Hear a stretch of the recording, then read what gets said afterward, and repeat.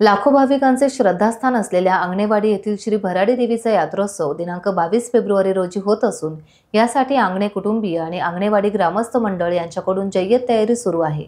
याबरोबरच जिल्हा प्रशासनानेही या यात्रोत्सवाच्या नियोजनासाठी कंबर कसली आहे।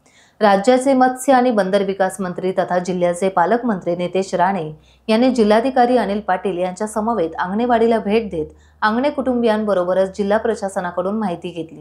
या यात्रोत्सवात भाविकांची कोणत्याही प्रकारची गैरसोय होता कामा नये याची दक्षता प्रशासनाने घ्यावी अशा सूचना नामदार राणे यांनी प्रशासनास दिल्या आहेत। दरवर्षी आमच्या इकडे भराडी देवीची एक मोठी जत्रा भरते आणि यावर्षी 22 तारखेला ती जत्रेचं नियोजन केलेलं आहे। तारीख ठरलेली आहे। त्याच्या नियोजनासाठी काल स्थानिक आमदार सन्मान्य निलेश साहेब येऊन गेले। आज जिल्ह्याचा पालकमंत्री म्हणून मी स्वतः इथे ही दुसरी बैठक मी घेतलेली आहे। आमचे कलेक्टर 3-4 वेळा येऊन गेलेले आहेत आणि इथे जवळपास 1.5 ते 2.25 लाख भाविक इथे दरवर्षी येतात आणि म्हणून त्यांचं योग्य नियोजन असलं पाहिजे।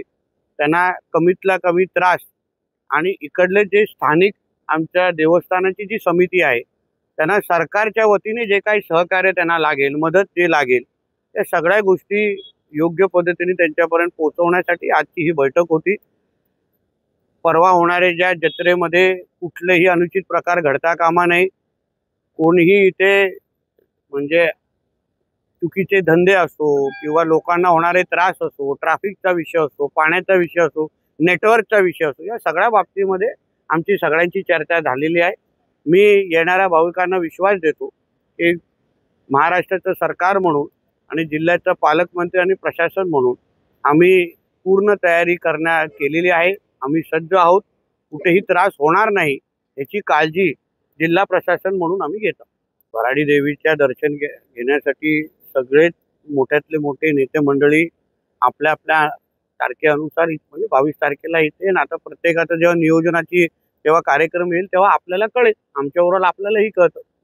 एकंदरीत सगळ्या डिपार्टमेंटचे प्रमुख आज आम्ही परत एकदा बसलेलो आहे आणि जास्तीत जास्त सोयीस्कर असे एक चांगल्या पद्धतीने यात्रा, लोकांना कमीतला कमी त्रास आणि भाविकांना इथे चांगल्या पद्धतीने सुविधा पुरवण्याच्या दृष्टिकोनातून आम्ही तयारी केलेली आहे आणि त्या पद्धतीने आम्ही सज्ज आहोत।